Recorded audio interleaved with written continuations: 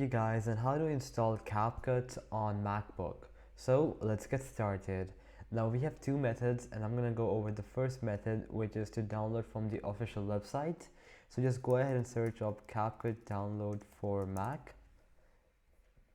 Okay, then you'll have to scroll down until you see Capcut for Mac, and this is their official website, so just go ahead and click on that. From here, just go ahead and click on download for free. Now you're gonna wait for this pop-up to appear and just click on save.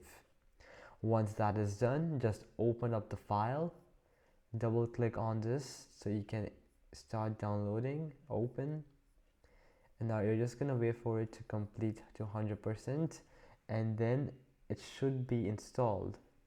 Just gonna wait for some time. It's almost done.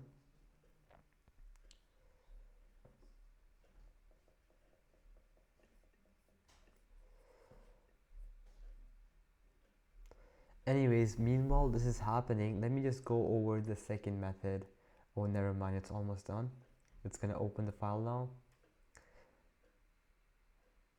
Just gonna wait some more time. But yeah, you get the idea. Now once this is done 100%, the file is automatically gonna open. Now I'm just gonna go over the second method, which is installing it using your App Store.